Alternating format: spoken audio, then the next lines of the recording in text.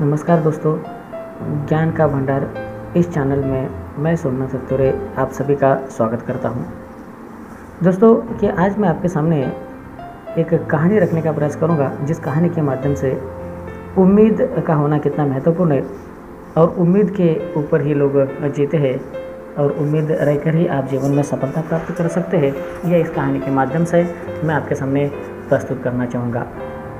कहानी इस तरह से है। एक बार की बात है, एक प्रदेश में एक नामी चोर रहता था। एक दिन वो चोर चोरी करते हुए पकड़ा गया। फिर उसे राजा के सामने पेश किया गया। राजा ने कहा कि तुम्हें जीने का कोई हक नहीं और भरे दरबार में उसे सजाए मौत सुनाई गई। चोर खामोश खड़ा रहा। आखिर में राजा ने चोर से पूछा कि तुम्हारी कोई अंतिम इच्छा हो तो बताओ। चोर ने सिर झुकाकर राजा से कहा कि हुजूर, माए बाप गुस्ताखी माफ़ हो तो एक बात अर्ज करूं। राजा ने कहा बोलो।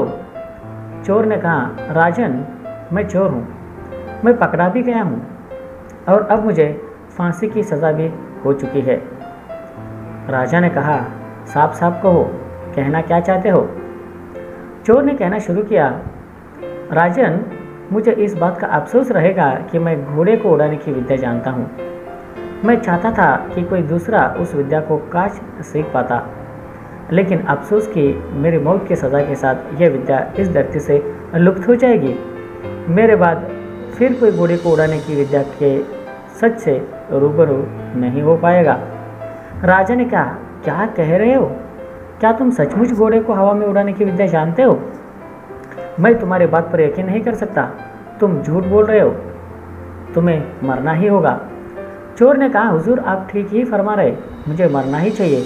छोड़े इस घोड़े के उड़ने की विद्या का, किसी को क्या करना। राजा जरा दुविधा में फंसा। राजा को दुविधा में फंसे देख महामंत्री, मंत्री, सेनापति सबने कहा, राजन, इस चोर की बातों मत आइए, इसे फांसी दे दीजिए। राजा कुछ सोचता हुआ चोर से कहने लगा कि सुनो चोर, अगर तुमने सचमुच साबित कर दिया कि तुम घोड़े को हवा में उड़ा सकते हो तो तुम्हें हम सज़ा से माफ़ी दे देंगे, लेकिन ध्यान रहे अगर तुम झूठे साबित हुए तो फिर मैं तुम्हारे साथ क्या क्या करूँगा तुम अंदाज़ा भी नहीं लगा सकोगे। चोर ने दोनों हाथ जोड़कर कहा, राजन, आप मुझे साल भर का वक्त दे, साथ में एक घोड़ा और घोड़े की अच्छी खुराक के लिए कुछ धन दे दे। साल भर में मैं घोड़े को उड़ना सिखा दूंगा और फिर आप जो चाहे फैसला करें।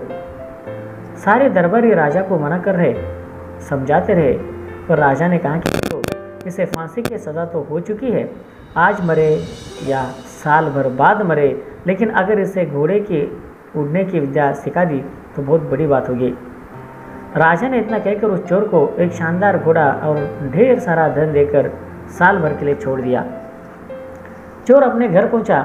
उसकी पत्नी अपने पति को देखकर आंखें मलने लगी। उसने पति से पूछा कि तुम तो पकड़े गए थे, फिर भी एक घोड़े के साथ वापस कैसे लौट आए? चोर ने पूरी कहानी सुनाई और कहा कि अब साल भर तुम मौज करो, इतना धन साथ लाया हूँ। चोर की पत्नी हैरान थी। उसने कहा कि तुम वहाँ भी झूठ बोलाए। अरे घोड़े कहीं उड़ते हैं और साल भर बाद क्या करोगे, कैसे बचोगे? चोर ने कहा, मरने को तो आज ही मर जाता, लेकिन साल भर के लिए मौज की मोहलत मिल गई है। ये मेरी किस्मत है।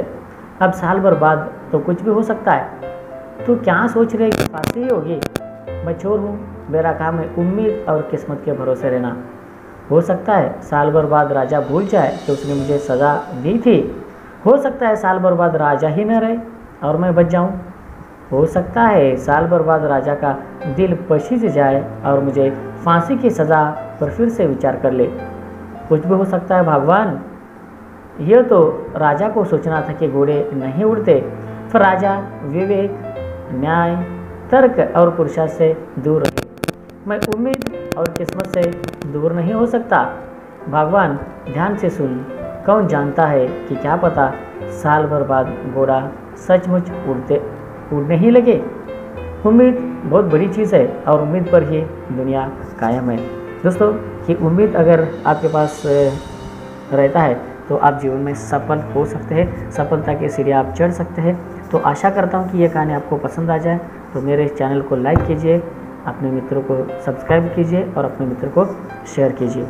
नमस्कार, जय हिंद, जय महाराष्ट्र।